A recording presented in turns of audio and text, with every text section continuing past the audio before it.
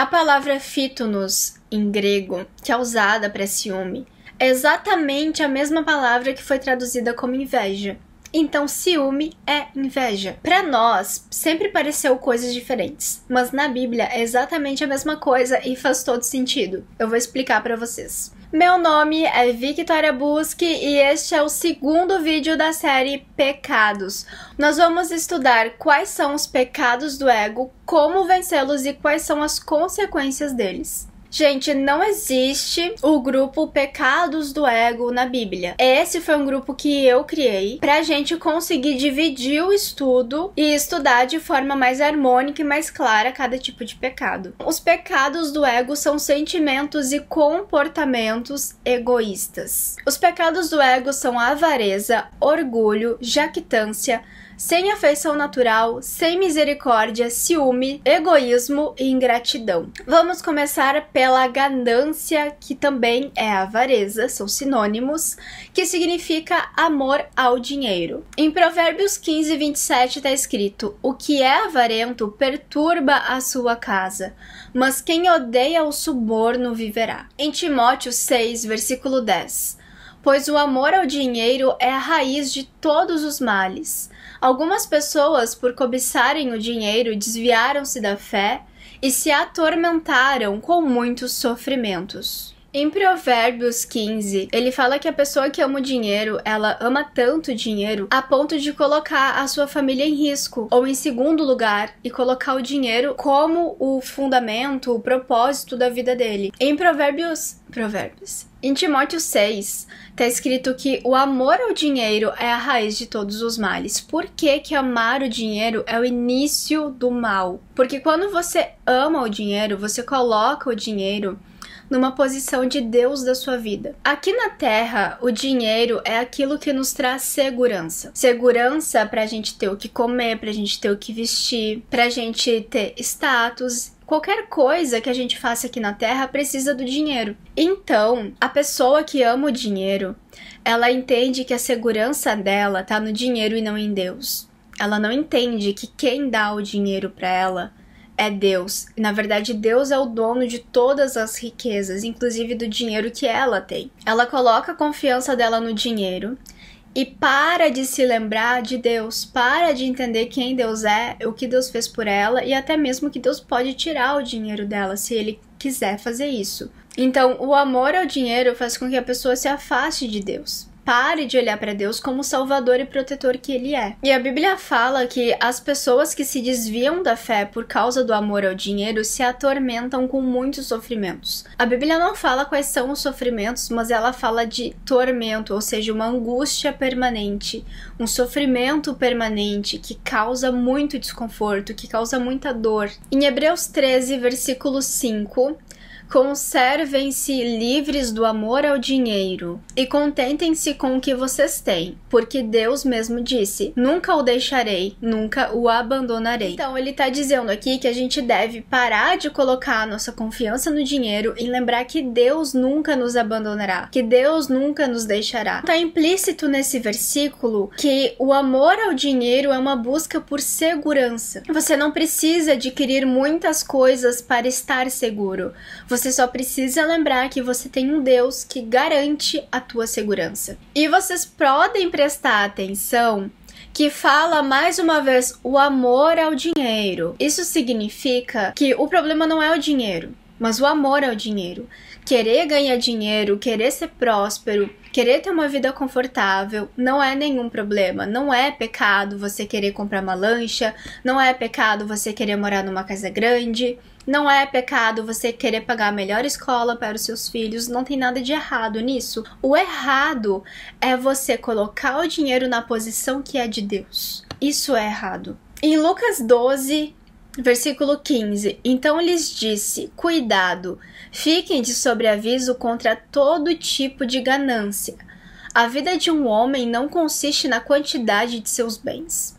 Então aqui ele está falando que a vida, não só a vida carnal, mas a vida espiritual, não depende da quantidade de coisas que você tem. Ou seja, ter muito dinheiro, ter muitos bens não significa nada. A sua vida não depende do seu dinheiro, mesmo que pareça que sim. O próximo pecado é o orgulho. Orgulho é autossuficiência, é se considerar superior aos outros. Em Provérbios 16, versículo 18, o orgulho vem antes da destruição, o espírito altivo antes da queda. Em Provérbios 29, 23, o orgulho do homem o humilha, mas o de espírito humilde obtém honra. Mais uma vez, a pessoa que tem orgulho, ela entende que ela tá se colocando como alguém superior. Ela entende que ela é melhor do que os outros, mas na verdade esse sentimento que ela tem é uma enganação, porque no final de tudo ela será humilhada. No final de tudo ela vai cair. Em algum momento esse orgulho dela vai abandonar ela e ela vai ficar sozinha no chão. Em Tiago 4,6 está escrito: mas ele nos concede graça maior. Por isso, diz a Escritura, Deus se opõe aos orgulhosos, mas concede graça aos humildes. Deus se opõe aos orgulhosos, ou seja, ele não coopera com as pessoas que são orgulhosas. Ele não tem vontade de ajudar essas pessoas que são orgulhosas. Ele dá graça aos humildes. O que é a graça de Deus? É o favor não merecido. Se você é humilde e você pede algo para Deus e você precisa de algo de Deus, ele vai te dar. Mas se você é orgulhoso, ele se opõe a você, ele não vai te conceder graça. Porque para ele te conceder graça é necessário que você entenda que você é pó da terra. Em Provérbios 13, versículo 10, o orgulho só gera discussões, mas a sabedoria está com os que tomam conselho. O orgulhoso não pede conselho, não aceita conselho de ninguém. Ele acha que ele tá certo. Então, se ele tá certo e se ele é superior, você não pode ensinar nada pra ele. E isso vai gerar o quê? Discussões. Porque ele não é humilde pra admitir que ele tá errado. Ele não é humilde pra entender que ele precisa melhorar, que ele precisa mudar. Em Provérbios 11, versículo 2, quando vem o orgulho, chega a desgraça, mas a sabedoria está com os humildes. Então a Bíblia mostra aqui que o orgulhoso, ele não é sábio. Ele pode pensar que ele é sábio, mas ele não é. E as decisões que ele toma vão levar ele para a desgraça. Como vencer o orgulho, segundo a Bíblia? Em 2 Coríntios, capítulo 10, versículo 13. Nós, porém, não nos gloriaremos além do limite adequado, mas limitaremos o nosso orgulho à esfera de ação que Deus nos confiou, a qual alcança vocês, inclusive. Então, a palavra não fala que o orgulho em si é um pecado. A palavra fala que o orgulho é um pecado quando ele está além do limite adequado. Então, existe um limite de orgulho que nós podemos ter, que é um orgulho natural. Por exemplo, se eu fui tirar a carteira de motorista para dirigir, para começar a dirigir, e eu passei na prova, na primeira prova que eu fiz, eu vou ficar orgulhosa de mim por isso. E tá tudo bem. Se eu tô tentando passar num concurso e eu conseguir passar em primeiro, segundo lugar, eu vou me sentir orgulhosa. E tá tudo bem, isso não é pecado. Tem orgulhos que não são pecaminosos. Em Gálatas 6, versículo 13 e 5. Se alguém se considera alguma coisa não sendo nada, engana-se a si mesmo. Cada um examine os próprios atos e então poderá orgulhar-se de si mesmo, sem se comparar com ninguém, pois cada um deverá levar a sua própria carga. Então você pode se orgulhar das coisas que você é capaz de fazer. Você pode se orgulhar se você é bom em alguma coisa, se você sabe alguma coisa. Não tem problema você se sentir orgulhoso por cantar bem uma música, por fazer uma boa comida, por educar os seus filhos. O que você não pode fazer é se considerar alguma coisa não sendo nada. Tem gente que não é nada, mas pensa que é tudo. Eu vou dar um exemplo da igreja. O pastor convidou um irmão, que é seu amigo, que você conhece, para pregar. E você pensa assim: se eu tivesse pregando lá em cima, eu ia pregar melhor que ele. Você está se orgulhando, sendo que você não é nada. E orgulhar-se de si mesmo sem se comparar com ninguém. Ou seja, eu sou boa e ponto. Agora, se você pensar, eu sou melhor que o fulano, aí você tá cometendo um pecado. Eu prego bem. Que legal. Eu prego melhor que o fulano. Errado. Então, esse é o orgulho. Você sentir orgulho de ser bom em alguma coisa, de fazer bem em alguma coisa, tá tudo bem. O problema é quando você cai em pecado, quando você não sabe limitar o seu orgulho. Como vencer o orgulho? 2 Coríntios capítulo 11, versículo 30. Se devo orgulhar-me, que seja nas coisas que mostram a minha fraqueza. Romanos 12, 16. Não sejam orgulhosos, mas sejam dispostos a associar-se às pessoas de posição inferior. Não sejam sábios aos seus próprios olhos. Se orgulhar nas coisas que mostram a sua fraqueza é mostrar que você quer aprender, é mostrar que você quer melhorar. E tem gente que é tão orgulhosa que só quer andar com pessoas que ela pensa que estão à altura dela. Então ela evita andar com os outros irmãos. Por exemplo, a pessoa começou a cantar lá na igreja. Então, a partir de agora, ela não anda com mais ninguém que não seja do grupo de liderança da igreja. Se você não é líder da igreja, essa pessoa não anda com você. Então, nós estamos aí vendo um orgulho. Mas se você é uma pessoa que não é orgulhosa, você vai continuar se relacionando com todo mundo da mesma forma que você fazia antes. E se você sente orgulho, que é um sentimento natural de ser humano, e você quer lutar contra esse orgulho, você quer vencer esse pecado, você deve olhar para suas fraquezas, assumir suas fraquezas, começar a aprender com elas. Agora, o próximo pecado é jactância. Jactância é ostentação. Presunção é mostrar-se melhor do que é, gloriar a si mesmo. Em Tiago 4, versículo 16. Mas agora vos gloriais em vossas presunções. Toda a glória, tal como esta, é maligna. Então a pessoa se sente muito boa em alguma coisa, se sente muito justa, muito certa, e ela começa a falar para os outros e a mostrar para os outros que ela é uma coisa maravilhosa, que ela é incrível, que ela é inteligente, que ela é divertida, que ela é rica. E daí a palavra de Deus fala que isso é uma glória maligna, que não é uma glória digna, não é a glória que Deus preparou para os filhos dele. Em 1 Coríntios 5, versículo 6, não é boa a vossa jactância. Não sabeis que um pouco de fermento faz levedar toda a massa? O que isso significa?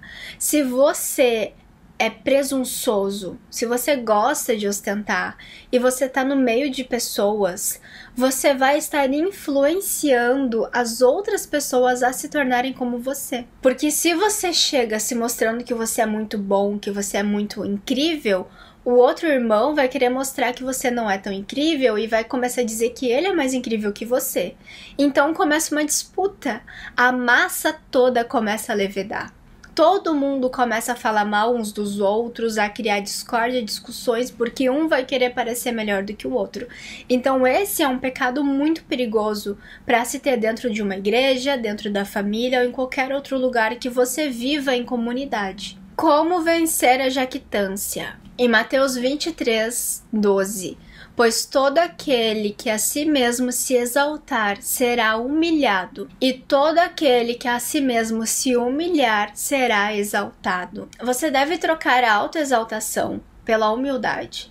Então, em vez de você ficar falando como você é bom, como você é inteligente, como você é divertido, talvez seja interessante você começar a mostrar como as outras pessoas podem ser boas para ti, como as outras pessoas podem te ajudar. Por exemplo, se eu sou muito boa cozinheira, eu faço uma lasanha maravilhosa e eu tenho uma amiga que faz um churrasco muito bom. Então, o que eu vou fazer?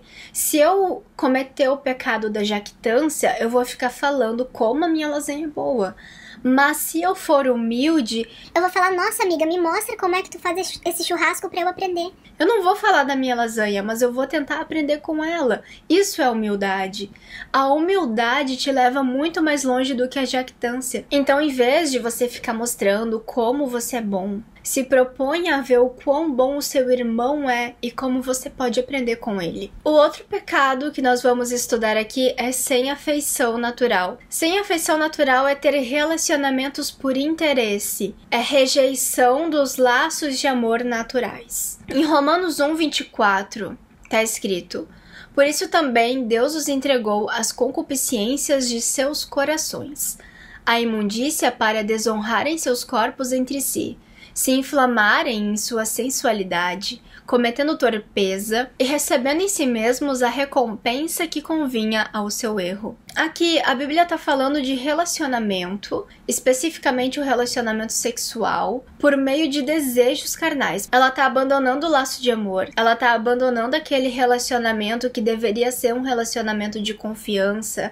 de amor, de carinho entre marido e mulher, para se jogar no meio de desejos carnais. Ela está usando uma pessoa para o benefício dela. A outra pessoa que está com ela se torna um objeto de prazer para ela e não um ser humano, não um irmão. A falta de afeto natural torna a outra pessoa um objeto. A gente desumaniza as pessoas quando se sente dessa forma e faz com que elas sejam apenas peças no tabuleiro da nossa vida e a gente vai jogando com elas. Isso não acontece somente na relação sexual, mas muitas pessoas, por exemplo, fazem isso por questões profissionais, se relacionam com gente que tem um status superior para conseguirem um cargo maior. Em 2 Timóteo 3, versículo 3, sem afeto natural, irreconciliáveis, caluniadores, incontinentes, cruéis, sem amor para com os bons. A pessoa está tão focada em si própria, no prazer próprio, no interesse próprio,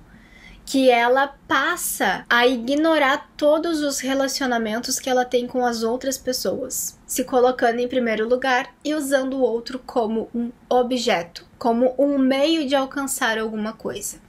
Como vencer a falta de afeição? Em Mateus 22, 37 até o 39, amarás o Senhor teu Deus de todo o teu coração e de toda a tua alma e de todo o teu entendimento. Este é o primeiro e grande mandamento. E o segundo, semelhante a este, é amarás o teu próximo como a ti mesmo.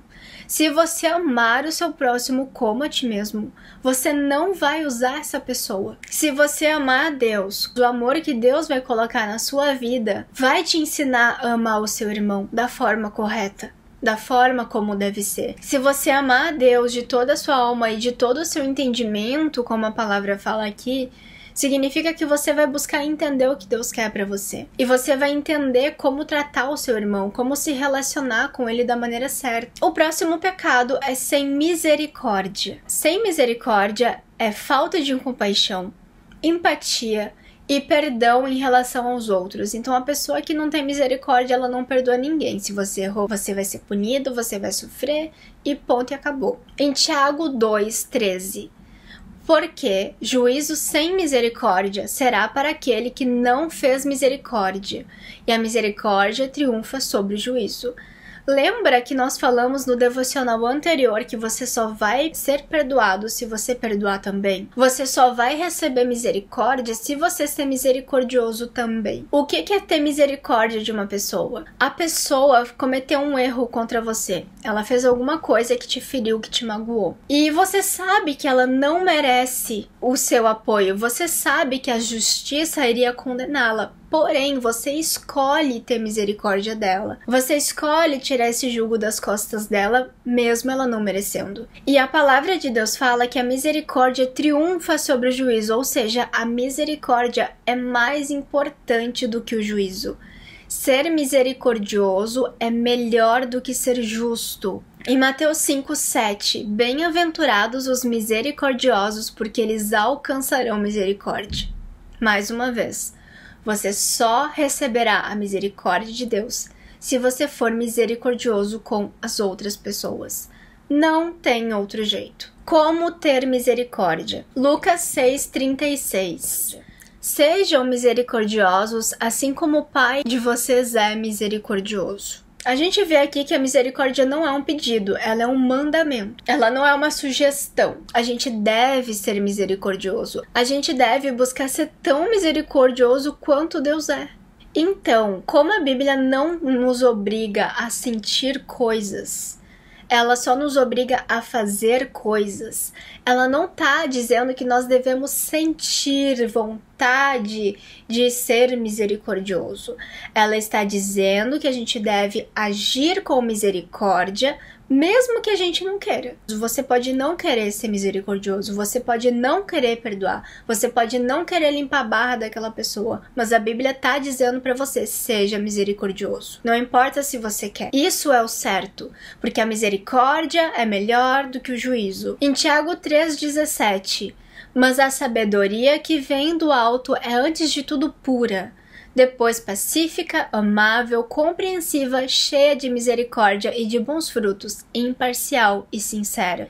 A sabedoria que vem do alto é cheia de misericórdia. Ou seja, a misericórdia é resultado da sabedoria. É um fruto da sabedoria. Se você for sábio, você será misericordioso. Se você não for sábio, se você for tolo, você não será misericordioso. Você sabe que uma pessoa é sábia se ela for misericordiosa. Caso contrário, ela não é. Então, se você quer ser misericordioso, peça sabedoria a Deus. Quanto mais sábio você for, mais misericordioso você será. Ciúmes. Eu descobri uma coisa muito interessante quando eu estava estudando sobre ciúmes. A palavra phitonos, em grego, que é usada para ciúme, é exatamente a mesma palavra que foi traduzida como inveja. Então, ciúme é inveja. Para nós, sempre pareceu coisas diferentes, mas na Bíblia é exatamente a mesma coisa e faz todo sentido. Eu vou explicar para vocês. Em 1 Coríntios 3, versículo 3 e 5. Porque ainda são carnais. Porque, visto que a inveja e divisão entre vocês não estão sendo carnais e agindo como mundanos. Em Provérbios 27:4. O rancor é cruel e a fúria é destruidora. Mas quem consegue suportar a inveja? A inveja ou o ciúme é um comportamento mundano. Se você é ciumento ou invejoso, você está agindo como uma pessoa que não nasceu de novo. Você está agindo como uma pessoa carnal. Entenda isso. Você precisa se livrar da inveja. Por que que o ciúme e a inveja são a mesma coisa? Você não vai sentir ciúme de alguém que você não admira. Você não vai ter ciúme de uma pessoa que é mais pobre que você, mais feia que você, mais burra que você ou menos habilidosa que você. Você só vai ter ciúme de alguém que é melhor do que você, de alguém que tem algo que você não tem, de alguém que faz algo que você não faz. Eu só vou ter ciúme de quem eu sinto inveja. A pessoa que sente inveja provoca divisão. Ela cria inimizades, ela cria contendas. Não só entre ela e a pessoa invejada, mas entre muita gente. Porque geralmente a pessoa que tem inveja, a pessoa que tem ciúme, não guarda isso pra ela. Ela expõe isso pras outras pessoas. Então a inveja é um grande problema dentro da casa de Deus. E a Bíblia fala que a inveja é pior do que o rancor. E é pior do que a fúria. É um pecado gravíssimo que traz muito mal, que traz muitos problemas para a casa dela, para a família dela, para a igreja que ela frequenta, até mesmo para o trabalho dela. Como vencer os ciúmes ou a inveja? Salmos 37, a partir do versículo 1. Não se aborreça por causa dos homens maus, e não tenha inveja dos perversos, pois como o capim logo secarão, como a relva verde logo murcharão. Confie no Senhor e faça o bem. Assim você habitará na terra e desfrutará em segurança. Aqui em Salmos ele tá falando da pessoa que sente inveja do mal. Por quê? A pessoa que é má e tá sempre aprontando, tá roubando, tá mentindo, ela tem benefício na mentira dela, do pecado dela, senão ela não estaria pecando.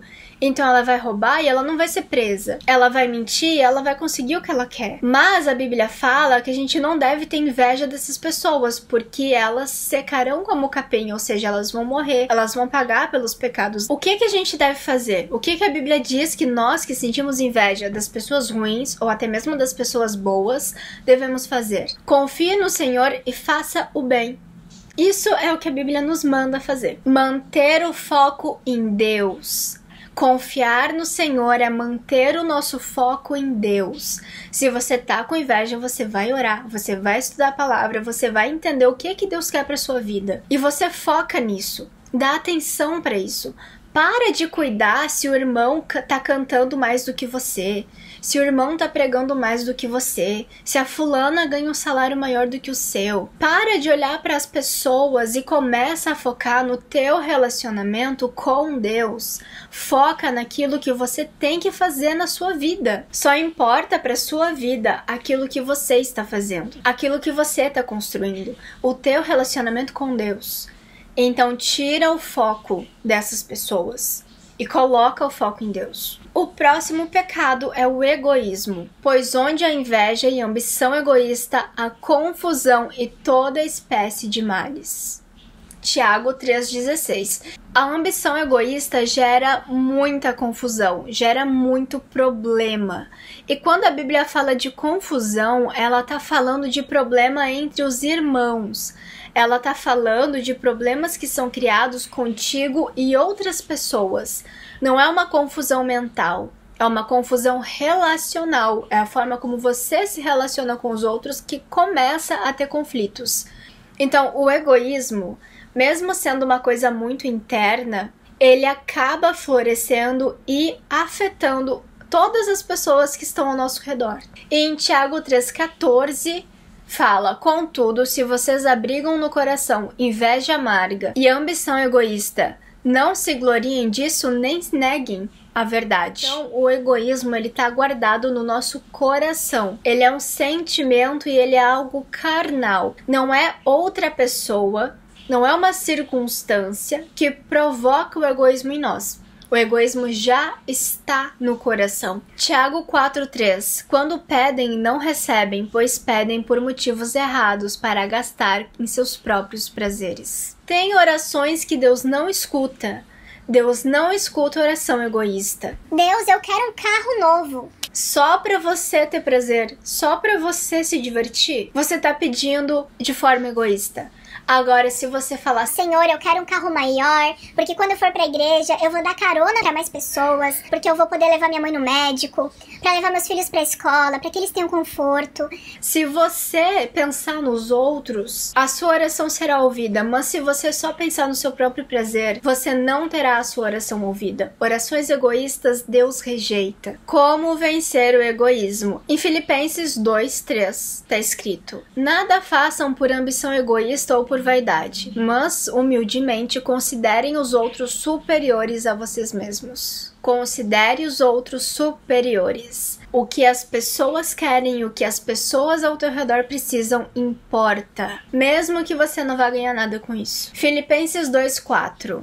Cada um cuide não somente dos seus interesses, mas também dos interesses dos outros. Então, meu irmão, quando você for fazer alguma coisa, pense nas outras pessoas. Pense se o que você está fazendo vai ser bom ou ruim para as outras pessoas. Não tome decisões egoístas. Se essa decisão vai prejudicar alguém, não faça isso. Isso é pecado. Gálatas 6:2. Levem os fardos pesados uns dos outros e assim cumpram a lei de Cristo. Se o teu irmão está sofrendo, mesmo que a tua vida esteja muito boa e você esteja curtindo, para um pouquinho e vá ajudar o seu irmão. Isso é ser igreja. Se importe com as pessoas. Faça o que você puder para ajudar as pessoas. Essa é a única forma de você vencer o egoísmo. A ingratidão é o coração que não reconhece as bênçãos e a provisão de Deus. Salmo 78:11. Esqueceram o que ele tinha feito, as maravilhas que lhes havia mostrado. Em Deuteronômio 8, a partir do versículo 12, depois de terem comido até ficarem satisfeitos, de terem construído boas casas e nelas morado, de aumentarem os seus rebanhos, a sua prata e o seu ouro e todos os seus bens, o seu coração fique orgulhoso e vocês se esqueçam do Senhor, o seu Deus que os tirou do Egito, da terra da escravidão.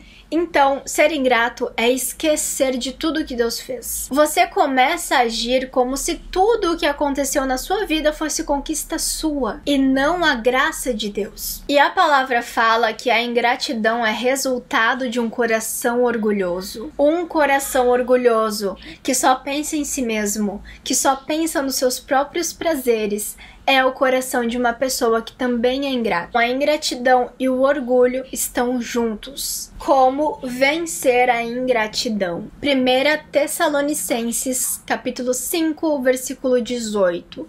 Deem graças em todas as circunstâncias, pois esta é a vontade de Deus para vocês em Cristo Jesus. Dar graças a Deus em todas as circunstâncias, sejam elas boas ou ruins, é o que a gente precisa para vencer a ingratidão. Romanos 1, versículo 21. Portanto, tendo conhecido a Deus, não o glorificaram como Deus, nem lhe deram graças. Antes, em seus discursos, se desvaneceram e o seu coração insensato se obscureceu. Glorificar a Deus, por Ele ser Deus, por Ele ser poderoso, por Ele ser misericordioso, por Ele ser o seu Salvador, é o que vai fazer com que a ingratidão seja esmagada na sua vida. E aí sim, você estará fazendo a vontade de Deus. Então, para finalizar o nosso segundo estudo sobre os pecados, como é que nós vamos vencer os pecados do ego? Colocando a confiança em Deus, não no dinheiro. Tenha um conhecimento sóbrio da sua própria capacidade, não finja que você é quem você não é. Não fica se glorificando por aí. Ame a Deus e ao próximo.